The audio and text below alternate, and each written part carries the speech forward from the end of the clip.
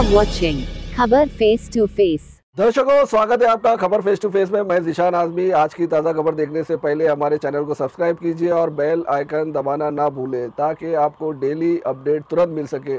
आइए देखते हैं आज की ताज़ा खबर। महाराष्ट्र में नफरत के खिलाफ आजाद मैदान से समाजवादी पार्टी की हुंकार।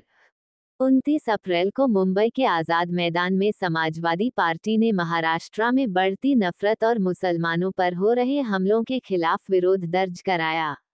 इस प्रदर्शन के माध्यम से पार्टी ने पुलिस कमिश्नर को ज्ञापन सौंपते हुए तत्काल और सख्त कार्रवाई की मांग की।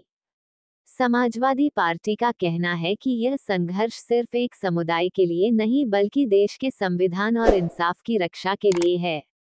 पार्टी ने ये संदेश दिया कि वह हर कीमत पर नफरत की राजनीति के खिलाफ खड़ी रहेगी।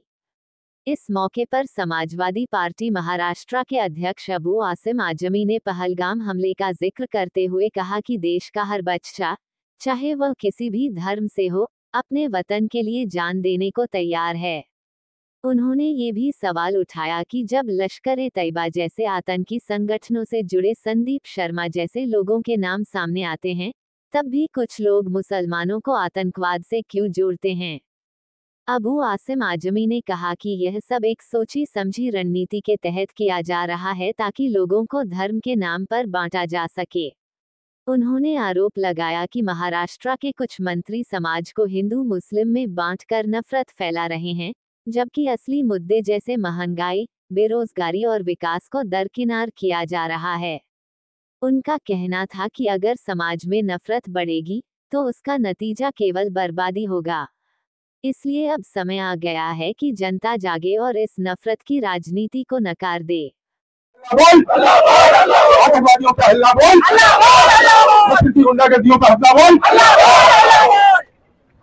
समाजवादी पार्टी के तमाम आए हुए नेतागण, तमाम दोस्तों, साथियों, भाइयों और बहनों, देखिए, मैंने जब दर्शकों देखा एक स्टेटमेंट आया एक मिनिस्टर का। मिनिस्टर बनने के पहले आदमी एमएलए बनता है। एमएलए बनते वक्त एक कसम खाता है, संविधान की कसम खाता है, उसके बाद एमएलए होता है। और जिसने संविधान की कसम खाया वो कह रहा है जाकर के रत्नागिरी में कि अगर वहां पे कश्मीर में आतंकवादियों ने जात और धर्म पूछ करके मारा है तो अब तुम लोग भी अपना सामान खरीदने के पहले उनसे सामान बेचने वालों से हनुमान चालीसा पढ़ाना। एक आतंकवादी ने धर्म पूछ के मारा, दूसरा आतंकवादी क्या कह रहा है कि सामान बेचने के पहले, खरीदने के पहले हनुमान चालीसा पढ़ा। दोनों बराबर हुए। एक गोली चला रहा है, एक बात से गोली चला के लोगों को अलग अलग कर रहा है। दोस्तों, यही नहीं, हम देख रहे हैं, मुझे बहुत खुशी हुई कि जो कश्मीर में हमारे लोगों ने जिस तरह से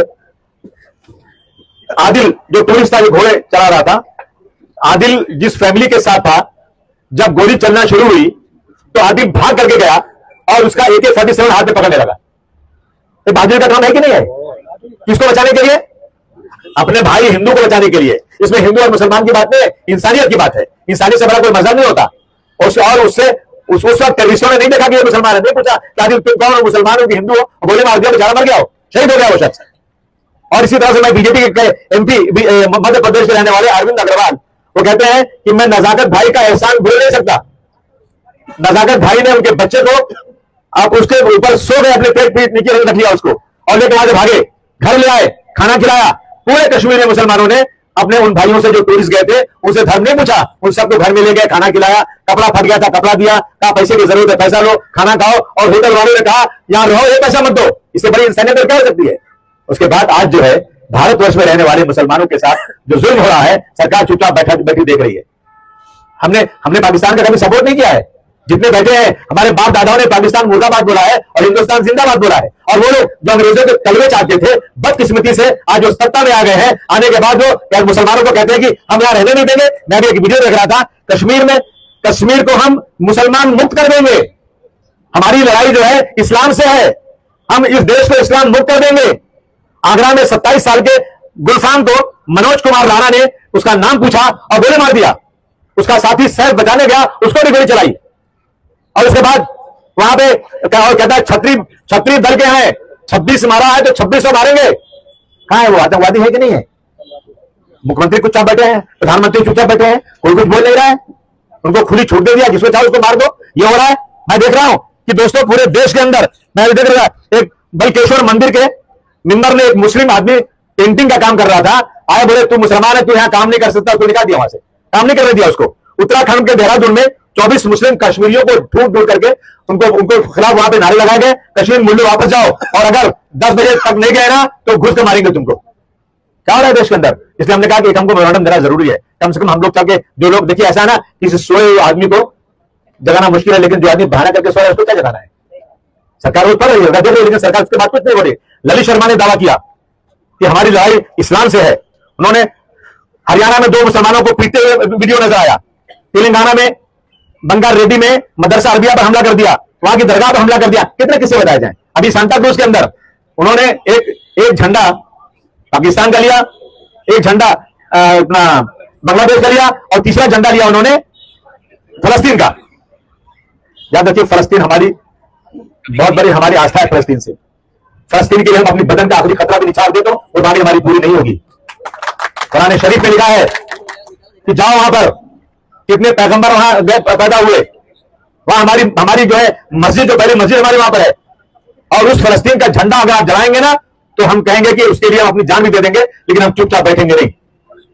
वहां पर जब मुसलमानों ने उसका अपोज किया तो पुलिस उनको सपोर्ट कर रही है।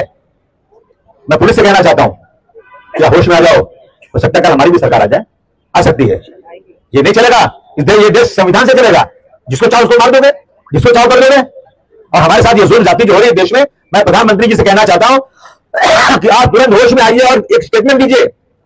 मैं प्रधानमंत्री जी, गृह मंत्री जी और श्री मोहन भागवत जी से कहना चाहता हूं कि आप निकलिए बाहर और कहिए कि आतंकवादियों ने जो जात और धर्म पूछकर अगर उन्होंने मारा है तो वो जानते हैं कि हिंदुस्तान में मुस्लिम और हिंदू की लड़ाई ये पार्टियां कर रही हैं, और ये हमारे इस धर्म पूछने से हिंदुस्तान जो है ना टूटेगा, आपस में लड़ाई और बढ़ेगी। और आप निकल के बोलिए कि हिंदुस्तान का मुसलमान इस देश का चाहने वाला, इस देश के लिए अपनी जान देने वाला है, और उसको बोलिए, आपको बोलना पड़ेगा।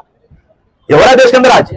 इसलिए दोस्तों हम आज यहाँ आए हैं, आज यहाँ आप लोगों के पास आए कि अपने को आवाज बुलंद करना है, और आवाज यही नहीं बुलंद करना है, ये आवाज बुलंद करना अभी सिंबॉलिक है। आवाज लगाएंगे, इस ग्राउंड को 1 लाख आदमी से भरेंगे इंशाल्लाह, जरूरत पड़ेगी तो ये चुप नहीं रहेंगे। अभी हमारी वक्त जमीन पर हमला हुआ है, याद रखिए, वो कहते हैं कि वक्त जमीन हम मुसलमानों के फायदे के लिए, गरीब मुसलमानों को फायदा होगा। तुम्हारी सरकार में मुसलमानों को फायदा हो ये तुम कभी बर्दाश्त ही नहीं कर सकते हो। एक काम भी आपने ऐसा नहीं किया जिससे मुसलमानों को फायदा हो। आपका हर काम मुसलमानों को बर्बाद करने वाला है। क्या पूरा बर्बाद करने वाला है। आप बताइए, आपने क्या बीजेपी ने एक भी मुसलमान एमएलए बनाया? बीजेपी ने कोई मुस्लिम एमपी बनाया, कोई मिनिस्टर बनाया? और मुसलमानों को फायदा करने जा रहे हैं।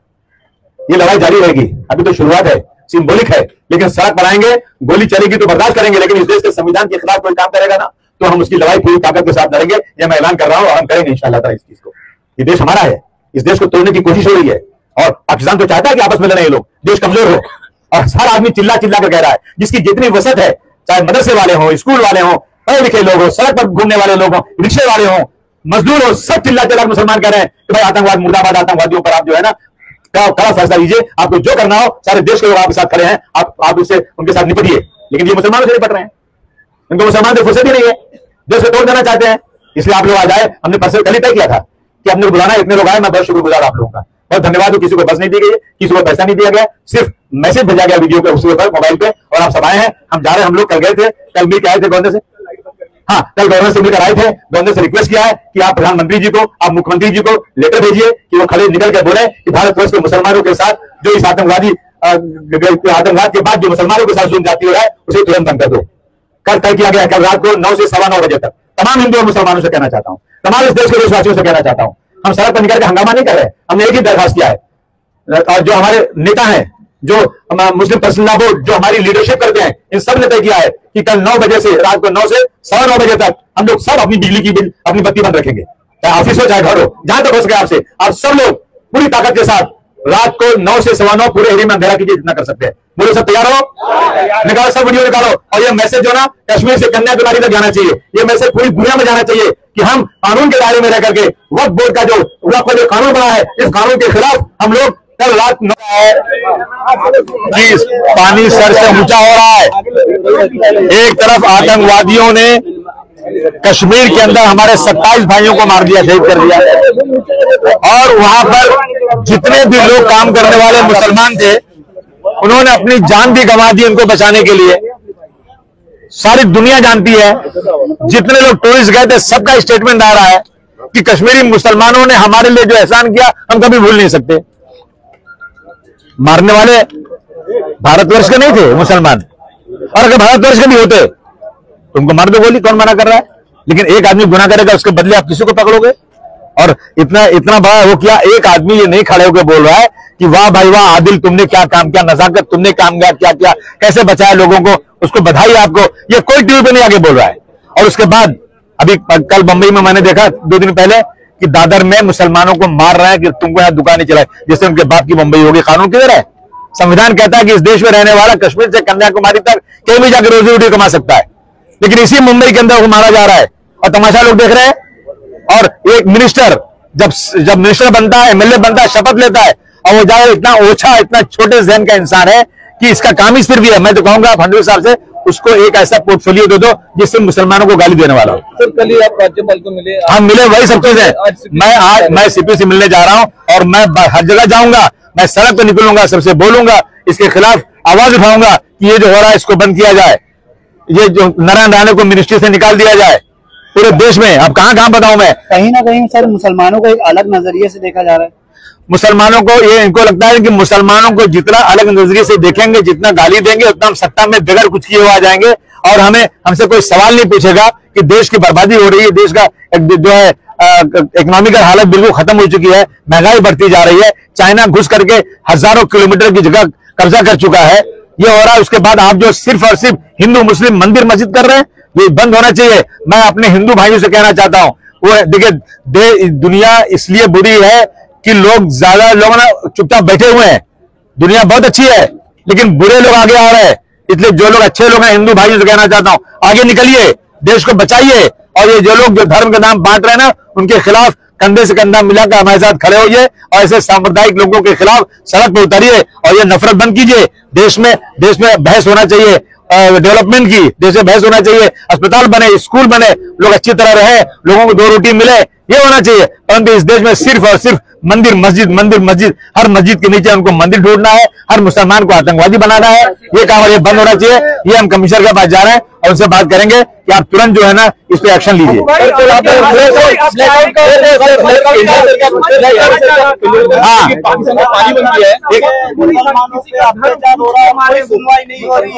ये जो बात है वो विक्टिम की फैमिली ने कही है कि घर पूछ के मारा गया, लेकिन उस पर सवाल खड़ा किया। दूसरी बात है कि चुनाव है, इस वजह से देखिए ऐसा है ना, उन्होंने धर्म पूछा या नहीं पूछा मुझे नहीं मालूम, लेकिन सब कह रहे धर्म पूछा तो मैं मानता हूँ धर्म पूछा, लेकिन धर्म पूछा इसलिए पूछा धर्म उन्होंने कि यहाँ धर्म पूछेंगे ना तो मुसलमानों के साथ ज्यादती होगी। वो दुश्मन है देश के, वो नहीं चाहते हैं देश के अंदर अमन सुकून हो, वो नहीं चाहते कश्मीरी बेचारे रोजी रोटी कमा सके, इसलिए उन्होंने धर्म पूछा। कल आप राज्यपाल से मुलाकात किया, क्या कहा उन्होंने? कहा कि हम जो है आपने जो कहा है हम जरूर एक नोट भेजेंगे उनको, सीएम साहब को, डिप्टी सीएम को, और आज सीएम साहब वहां जाने वाले उनके पास, उनसे डिस्कस भी करेंगे कि महाराष्ट्र का इलेक्शन ऑर्डर खराब हो रहा है, आप तुरंत जो स्टेटमेंट देके उसको रोकिए।